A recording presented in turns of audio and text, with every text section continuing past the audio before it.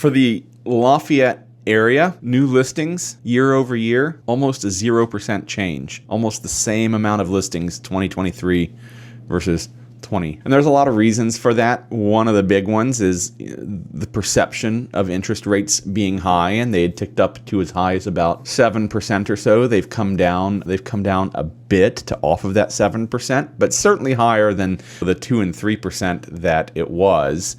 But so many people felt that they were rate locked, that they didn't want to go to that higher rate. But the reality, people continue to have babies. People continue to get married. People continue to get divorced. Sad but true. People continue to get new jobs and need to move. So inevitably somebody needs to move. And also people start to get used to the idea of the interest rate being what it is. One of the most exciting trends, though, and I want to actually show you this graph. Let me get this up here on my screen so that you can see this. Residential building permits. Let's take a look here. I think that's the button to hit. Ooh, that's not the button to hit. Hang on, I want this button, and I'll move me out of the way. Here we go. Now we can see it. Almost. Okay, sorry about that. Residential building permits. Take a look at this graph. It was rising from 5 to 18 and then dropped back off and was actually relatively flat with just a little bit of a drop across 2020. Right there, right here. And then look at this, 22, second quarter or third quarter, 23, towards the end of 23. We're going up. This is going to help. This is going to unlock some inventory. It's not going to do it today, unfortunately. They're building permits. These are not actual buildings that are going up. But as these buildings go up, it will help unlock some housing capacity. And that's been one of the big things is so many people go out there to shop and there's just nothing available. Just nothing available because people feel rate locked. But how do we compare to Indiana? The interesting number that I found was that our consumption of goods spiked like crazy in 20. And of course, what we all doing in 2020, we were staying home. So apparently people bought lots of things, but that consumption has been coming down, and it's had the biggest change in services, and it's actually gone up over the last couple of years the most in durable goods. What's a durable good? It's a washing machine, it's a car, it's something that's designed theoretically to last long term. And our employment in Indiana continues to go up. We are over 3 million jobs in Indiana, and believe it or not, we are 16th in the nation for number of jobs. 3,329,000. 16th. Now, number one, you can throw a guess in the chat or the comments below. Number one, California, 18 million jobs, followed by Texas and Florida, New York. And then we get down into the meat of lots of other states. But we're 16th. So there are so many times that we do read about surveys of Indiana and what's going on in Indiana. And maybe Indiana is not so great for this reason or that reason. But when it comes to total number of jobs, we're 16th. We are in the top 35 or so percent. And I think that's pretty impressive. And our unemployment continues to track slightly below the national figure, just a touch below.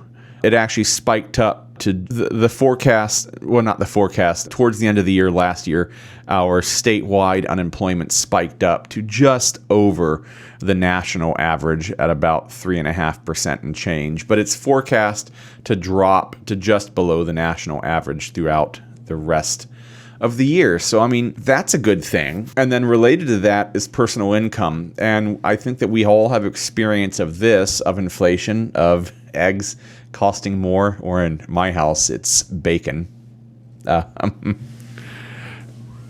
Up with inflation. They continue to remain about flat, and they're predicted to remain about flat. And we are slightly under the national average. Now, we are a lower cost of living state. It's definitely cheaper to live here than it is in California. So overall, the word that was tossed around for Indiana is fair to middling. Basically, we're just going to kind of keep on keeping on with what we're doing. Nothing spectacular is forecast to happen. Nothing terrible is forecast to happen. But being a realtor, I would like to dive a little into the numbers of what we can expect to see in the year 25.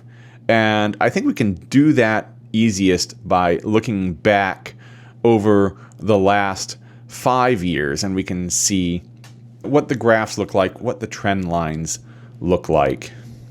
Let's see. Let me give this a try again. Me out of the way. Okay, maybe we'll just talk about these graphs. Give me just a second here. Every one of these graphs is a slightly different size when you go from month to month and year to year. So yeah, sometimes they don't fit on the screen so very well. Let me try one more thing here. Got one more idea. And if this doesn't work, we'll just talk through it. Yeah, I'm not going to make that look good quickly. Okay. The long-term trends, our average daily inventory ended November. We're a little early for December yet at 214. It's right along the trend line that it is every year. It's kind of up and down, up and down. You hear me say over and over and over again that real estate is the same thing as the weather here in Lafayette. What do you guys think about that?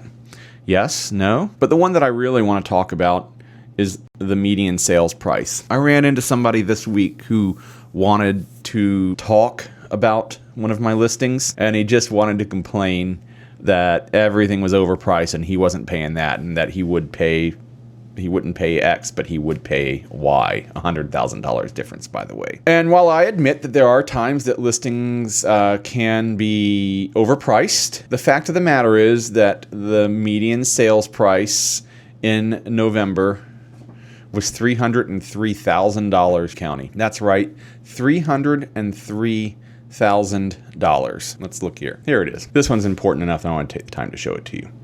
$303,000 over here, hanging just a little off the edge of the screen right here, but that's where it's at. Basically, it's been right around this area. And look at this trend line. Slowly growing. Let's go back to the beginning of 24, right here, January of 2024. 254.9, and then it grew, retreated just a little bit, grew, retreated just a little bit, grew, retreated, and then we're heading into the winter months. Look what it did last year, January. Went down a little bit, grew, down a little bit, grew, down, hit a little bottom. Do you see this trend happening again and again? Up, a little bit of down, a little bit of down, and then up. Everything is generally up. It's not going down. It's just not happening that way. 15% year over year. We're only minus 2% month over month, and that has been the trend since before COVID. We went from 175 to 303. This is median sales price. This is the middle of all sales. So it's just a testament to how strong the local economy is and what it's going to look like through 20. We're going to continue to be strong. That's just the fact of the matter. So what's coming in 2025? Well, what's coming is a lot of continuation of the start of projects that were announced in 2024, projects that won't come to fruition for another 2 and 3 years. But our local economy, it remains very, very, very strong. So there's absolutely no reason to believe that we won't continue to see more announcements of cool things coming to Lafayette and West Lafayette. New industries, new stores, new restaurants, new opportunities. And that's what 2025 is going to look like. And we're going to continue to talk about them every week here on At Lafayette Live. Take a minute and hit that like and subscribe button. Don't miss a minute of video here on the Lafayette Reel. And if I can help you find home here in the Lafayette area, please go to the LafayetteReel.com/ fill out the form and let me know how I can help you find home here in the Lafayette area. So that's a little look forward to 2025.